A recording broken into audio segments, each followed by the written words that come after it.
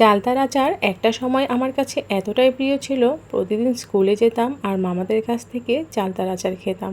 তখন খুব ভালো লাগতো এই চালতার আচারটা। আর এখন তো নিজেই ঘরে এরকমভাবেই বানিয়ে নিই, একদম দোকানের থেকেও ভালো। মামারা যে চালতার আচারটা বানাতো সেটা খুব একটা ভালোভাবে বানাতো না, তারপরও খেতে ভীষণ মজা লাগতো। চালতার আচার বানানোটা খুবই কষ্টকর, কিন্তু একবার বানিয়ে নিলে সাথে সাথে শেষ হয়ে যায়। এই চালতাগুলো আমার কেনা না, আমার বাড়ির গাছের চালতাগুলো একদম ফ্রেশ ছিল।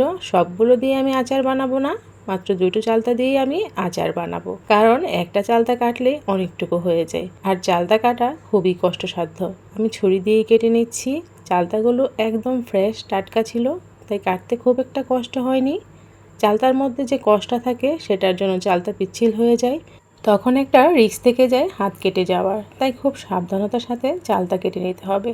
চাইলে বটি দিয়েও এই কাজটা করে নেওয়া যায়। আমি মাত্র দুইটা চালতা কেটে নিচ্ছি, তাই আর বটি ইউজ করলাম না, ছুরি দিয়ে কেটে নিয়েছি। এখন চালতার উপরের এই খোসাটা ফেলে দিব আর ভিতরের ময়লাগুলো ফেলে দিব।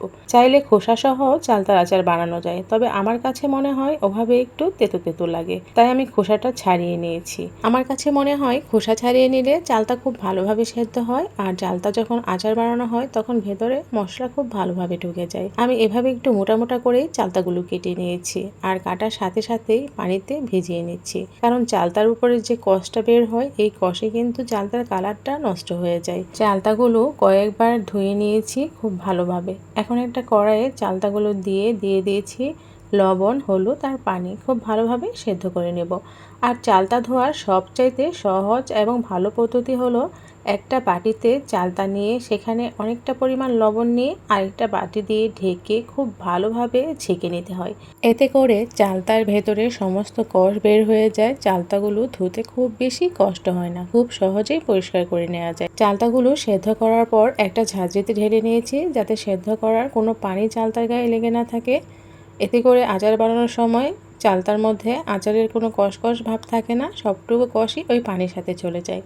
এখন ওই কড়াইয়ে দিয়ে দিয়েছি হাফ কাপ পরিমাণ সরিষার তেল, দিয়ে দিয়েছি 2 টেবিল চামচ পরিমাণ রসুন বাটা। রসুনটা খুব ভালোভাবে ভেজে দিয়ে দিয়েছি এখানে 2 টেবিল চামচ পরিমাণ সরিষা বাটা। আর এখন চালতাগুলো দিয়ে দিব। চালতাগুলো আমি হাতের সাহায্যে ভেঙে নিয়েছিলাম, খুব বেশি ভাঙিনি। চালতাগুলো তেলের মধ্যে দিয়ে বেশ কিছুক্ষণ ভেজে নেব।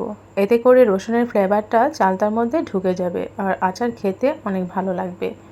বেশ কিছুক্ষণ ভেজে নেওয়ার পর দিয়ে দিব এখানে আমি 1.5 কাপ পরিমাণ গুড় আর 1.5 কাপ পরিমাণ চিনি। চিনি আর গুড় আমি দুটোই ব্যবহার করেছি, এতে করে আচারের কালার আর স্বাদ দুটোই ভালো আসবে। দিয়ে দিচ্ছি স্বাদ মতো লবণ, স্বাদ মতো মরিচের গুঁড়ো আর দিয়ে দিচ্ছি অল্প পরিমাণে হলুদ।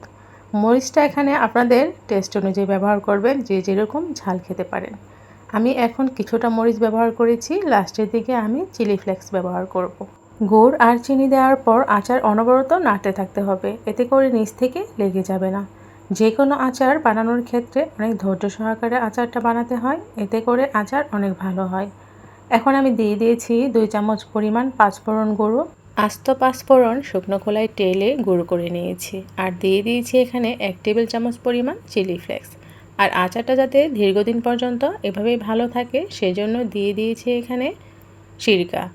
আর এখন আমার আচারটা হয়ে এসেছে, উঠিয়ে নেব।